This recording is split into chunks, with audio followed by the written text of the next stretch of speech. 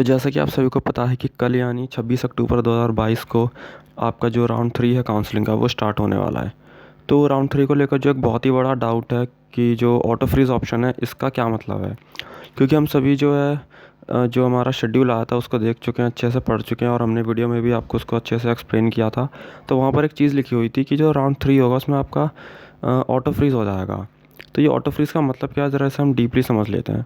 तो यहाँ पर हमने 2 केसेस लिए हैं, एक केस 1 और एक केस 2। इन दोनों को ही हम समझते हैं।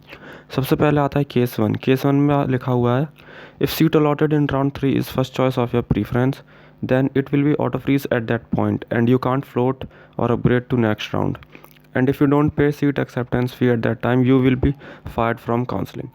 देखिए इसका मतलब ये है कि जो आपका राउंड 3 होगा, सबसे पहले तो मैं क्लियर कर दूं कि राउंड 3 में आप नए तरीके से चॉइस फिलिंग कर सकते हो।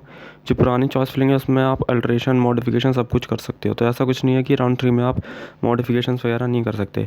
बट एक बात का ध्यान रखिएगा, राउंड 3 जो है वो आपका आखिरी मौका होगा जब आप अपनी चॉइस फिलिंग अपनी मर्ज़ी से कर सकते हो। यानी राउंड 3 में जो आप चॉइस फिलिंग कर दोगे फिर वो आप मतलब आगे के जितने भी राउंड होंगे उनमें आप उसे चेंज नहीं कर सकते। तो राउंड 3 की चॉइस फिलिंग बहुत ही ध्यान से कीजिएगा।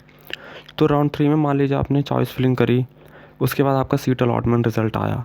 अब जो सीट अलॉटमेंट रिज़ल्ट आया, मान लीजिए उसमें आपको वो सीट मिली जो आपने चॉइस फिलिंग में पहले नंबर पे रखी थी। अगर आपको पहले नंबर पे रखी हुई सीट मिलेगी तो फिर जो आपकी सीट होगी वो ऑटो फ्रीज़ हो जाएगी। यानी आपको खुद से फ्रीज़ नहीं करना होगा, वो ऑटोमेटिकली फ्रीज़ हो जाएगी। और फिर जो है आपको सीट एक्सेप्टेंस फ़ी जो है यानी जो 20,000 या 12,000 है वो पे करने होंगे।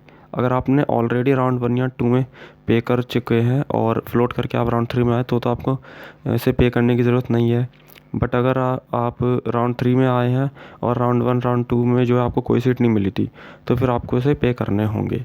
और अगर आप पे नहीं करोगे तो आप काउंसलिंग से निकाल दिए जाओगे। तो ऑटो फ्रीज़ का मतलब बस यही था कि अगर कोई भी सीट आपको मिलती है राउंड 3 में और अगर वो सीट आपके पहले नंबर की चॉइस होती है, यानी आपने जो चॉइस फिलिंग करी है राउंड 3 में, अगर आपको पहली प्रीफ्रेंस ही दे दी जाती है तो वो ऑटो फ्रीज़ हो जाएगी। फिर आप उसे फ्लोट नहीं कर सकते, यानी फिर आप राउंड 4 में नहीं जा सकते और ना ही आप उस चॉइस फिलिंग को चेंज कर सकते हो।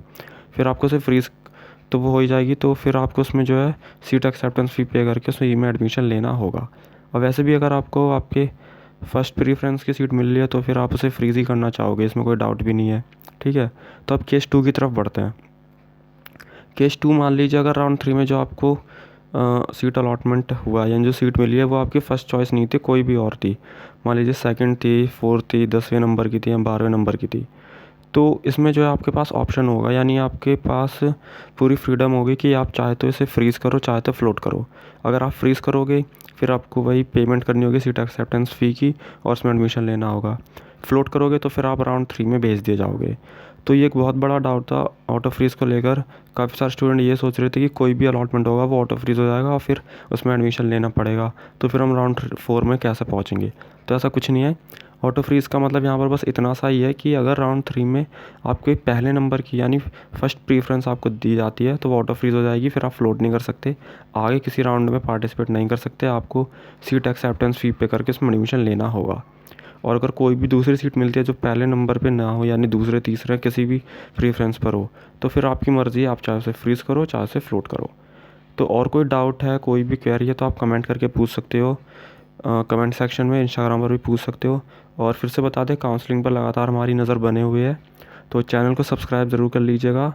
और अगर आपको किसी भी दूसरी मान लीजिए अगर आपको CUET से भी कोई रिगार्डिंग डाउट है तो वो भी आप हमसे पूछ सकते हैं।